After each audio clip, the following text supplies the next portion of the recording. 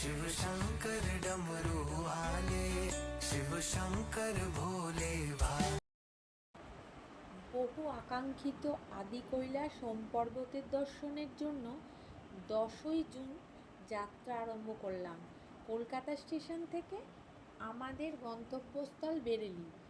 বেরেলি থেকে আমরা গাড়ি করে রওনা দেব আদি কৈলাস ওম পর্বতের পথে।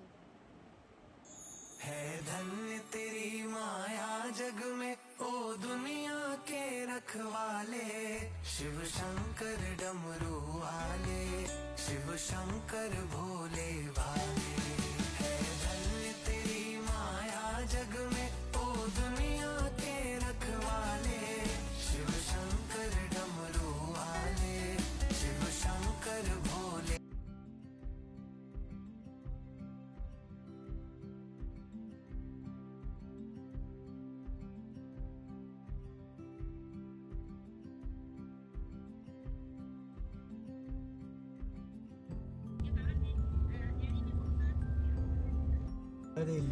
হর হর মহাদেব, হর মহাদেব, হর হর মহাদেব। জয় ওম পর্বত, জয় আদি কৈলাস। সকাল সেই স্বপ্ন হচ্ছে পূরণ হচ্ছে। 6:10 বেরেলি স্টেশনে নেমে আমরা এখন পিথোরাগড়ের উদ্দেশ্যে রওনা দিলাম।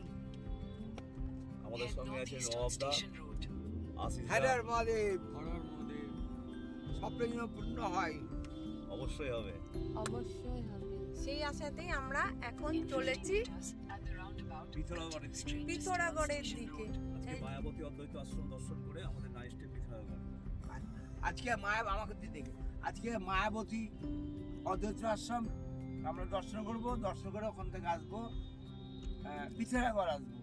স্বামী বিবেকানন্দের স্মৃতি জড়িত জায়গা, আর যদিও আগেও দেখেছি, আবার দেখছি, দেখে আমাদের জীবনটা ধন্য হবে। স্বামী বিবেকানন্দের সাধনা স্থল এই মায়াবতী। হর হর মহাদেব। হর হর মহাদেব।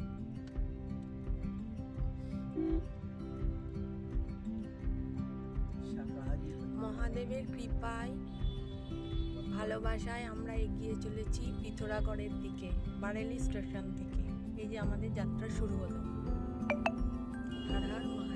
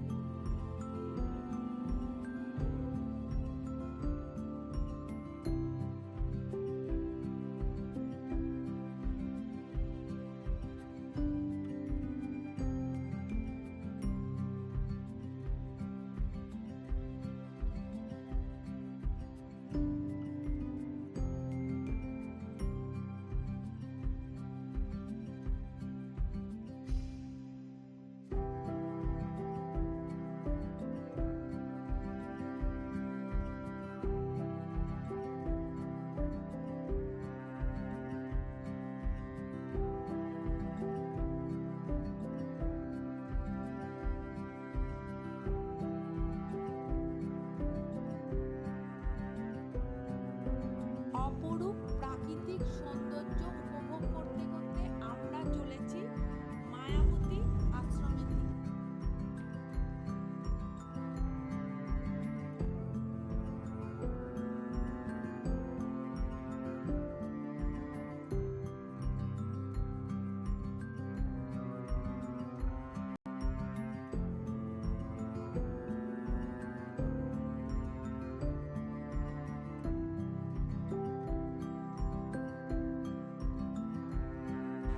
আমরা এসে এখন পৌঁছেছি স্বামীজির স্বপ্নের মায়াবতী অদ্বৈত আশ্রম।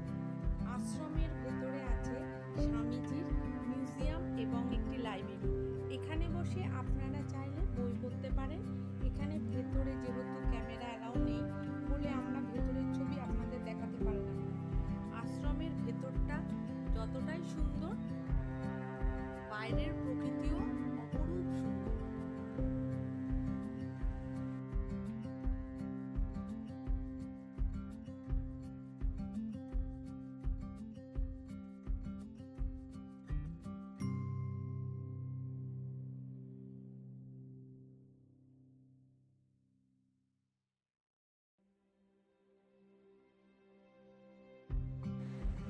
মায়াবতী আশ্রম দেখে আমরা এগিয়ে চললাম পিথোরাগড়ের দিকে। পথমধ্যেই ছিল আমাদের লাঞ্চের পর্ব।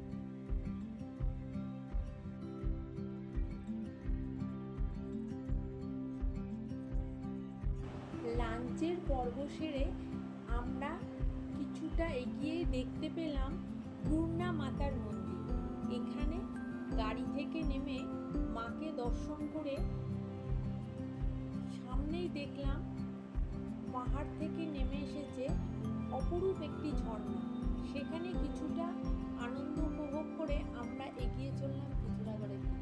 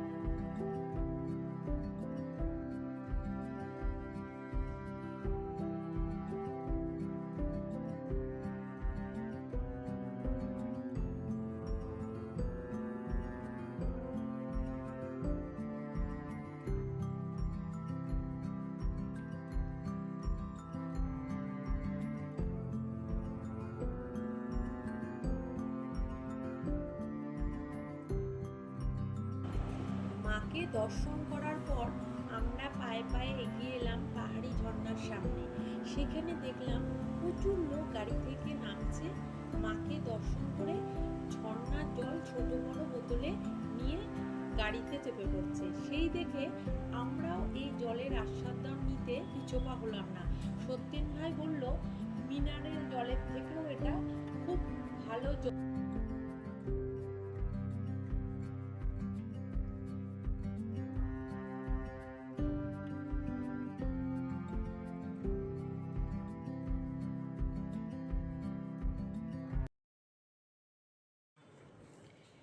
আমরা এখন প্রবেশ করছি পিথোরাগড় শহরের মধ্যে।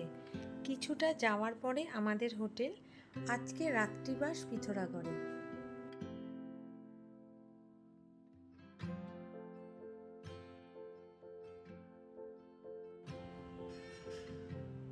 পৌনে 7টা বাজছে, সূর্য অস্ত হয়ে গেছে, তাও খুব সুন্দর দিনের মতোই দেখাচ্ছে শহরটা। সন্ধে মনে হয় এখনো দেরি আছে হতে। খুব সুন্দর এই শহরটা পিথোরাগড়। আমাদের হোটেলের নাম জয়নার।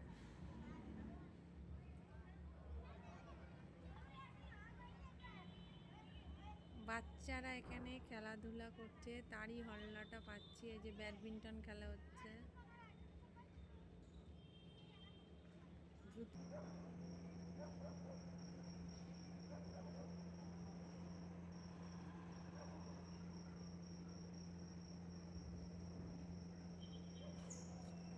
দিনের বেলায় যেমন অপরূপ সুন্দর ছিল, এখন মনে হচ্ছে চারিপাশে যেন প্রদীপের আলো জ্বেলে দিয়েছে। এত সুন্দর লাগছে পিথোরাগড়কে।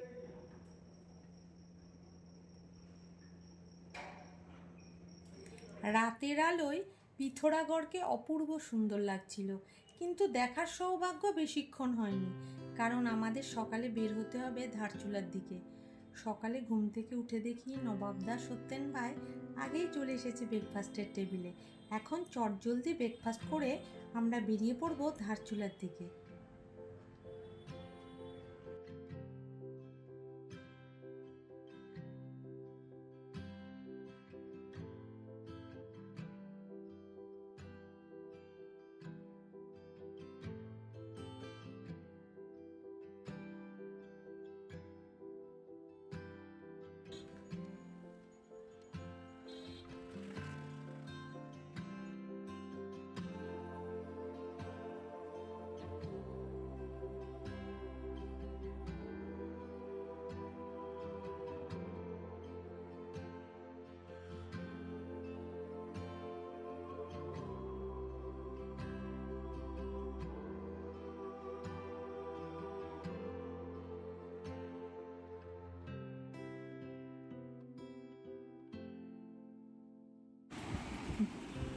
ঘাটচুলার পথে যেতে যেতে হঠাৎ আমাদের ডান দিকে চোখে পড়ল কালী নদীর ওপর একটি নতুন ব্রিজ।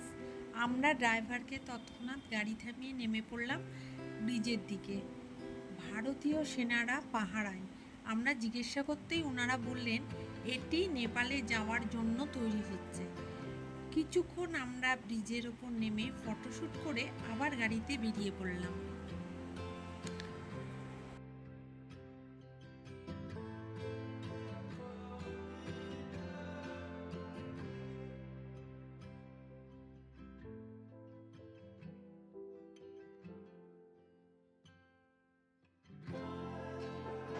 নমস্কার, আমরা এখন এই মুহূর্তে পিতরগড় থেকে রওনা হয়ে আসলাম ঘাটচোলাতে আসলাম। ঘাটচোলার সামনে হোটেলটা অপূর্ব। আমাদের সত্যিন ভাই যে ঘরটা সামনে দেখুন, কালী নদী, বহু বিনিয়োগত কালী নদী। আপনার নিশ্চয়ই নেপালে গেছেন, মুক্তিনাথ গেছেন, সে মুক্তিনাথ থেকে উদগীর হয়ে কালী নদীটা এদিকে গেছে। ওই নেপাল, প্রপার নেপাল। ওই রাস্তা দেখছেন, ওই রাস্তার ওই দিকটা হচ্ছে নেপাল আর এই দিকটা হচ্ছে ইন্ডিয়া। আমরা এখন আসলাম আলাদা করে ওখানে, আপনি ওখানে যেতে পারবেন, আধার কার্ড নিয়ে ওখানে যেতে পারবেন, ঘুরে এসে আমরা এখানে আসতে পারবো। এটা আমাদের এবং সুন্দর ভিউ এবং আমাদের যে ঘরগুলো সত্যি দিয়েছে সত্যি ভালো। এবং আরামদায়ক। আমরা তো এই বর্ষা আরামটা চাই, ধরো সেরকম আরাম চাই না, বেড়ানোর উদ্দেশ্য মেন। এবং